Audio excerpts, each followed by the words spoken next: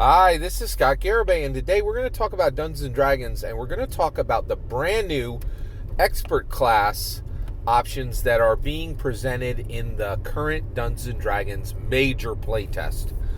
So this major playtest, it's huge. Dungeons & Dragons has abandoned editions, and they're saying, hey, some changes are coming to the Player's Handbook in 2023.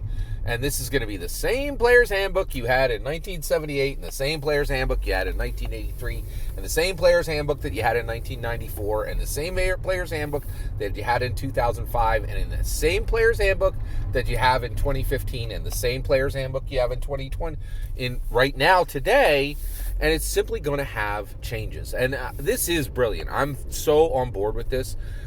Just like maybe let me try to explain to you what's happening with it. A lot of people got upset about this editionless Dungeons and Dragons, right?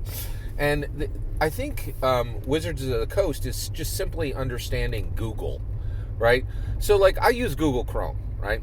And basically they're not like, oh, here's Google Chrome Gold, here's Google Chrome Platinum, right? It's just Google Chrome and you use it, right? And they do all the updates in the background. Like you don't even hear about it, right? And they're just like, it's Google Chrome. It's not like 14 different editions of Google Chrome. It's just Google Chrome. It's something you use. It's something invaluable to you. It changes, of course. There's lots of releases, right? And each release has new stuff in it. But it's still just Google Chrome. And that's what the Player's Handbook, that's what the DMG, that's what the PHB is.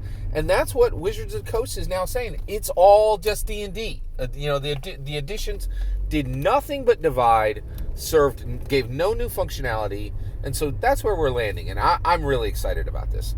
So let's talk about the expert classes. What's good, what's bad. And so basically, they came out with the next Unearthed Arcana. That's the platform they're using to stage material into the playtest, and they have a survey that allows you to give your opinion on what's in the survey, and this is going to be ongoing for a while, right? And they even said like, hey, buckle it up. This is the process. We're in it, right? So let's talk about these expert classes. So basically, they said, okay, right now, this is being proposed for the 2023 Player's Handbook. Rogue, Bard, Ranger are all expert classes. So you have basic classes, okay?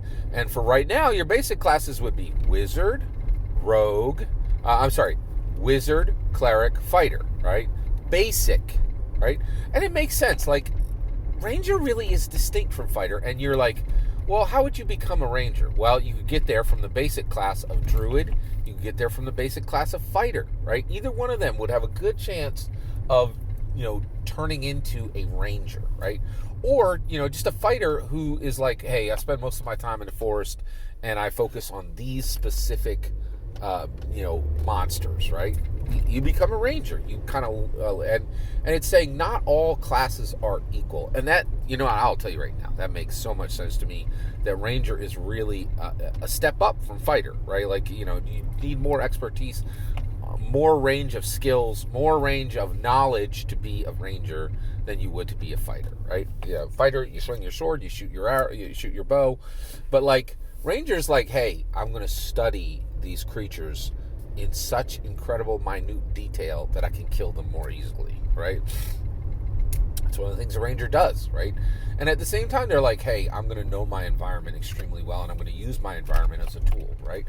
So, do I support these changes? Well, I very much support this for Bard, and I support this for Ranger. This totally makes sense. This does not make sense for Rogue. Rogue is not a progression from Fighter. And frankly, Rogue ain't a progression from nothing. There are no basic classes that Rogue is a progression from. And Rogue is part of the core four, right? Like, Fighter, Rogue, Cleric, Wizard. There are many, and I'd say between 33% and 66% of most D&D groups will not even proceed until they've covered these basic classes, right? It's a big thing. There are a lot of tables like, hey, we got to cover the core four. And it is a little bit of a problem in the game because, like, somebody ends up, I got to be the cleric.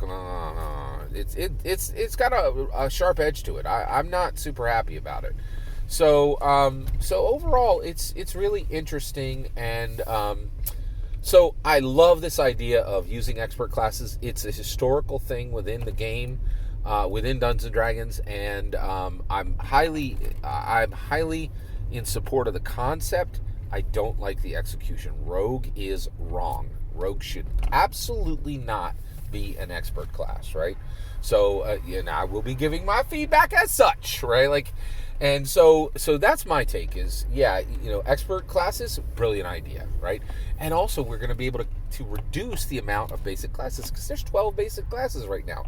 That's a lot, maybe too many, but I do not think Rogue should be within the expert classes. That's my humble opinion. I'm ready to hear yours. Let me know in the comments below. Please consider liking and subscribing. Do you think they're right? Do you think Rogue should be considered an expert class? I think that's just outlandishly wrong.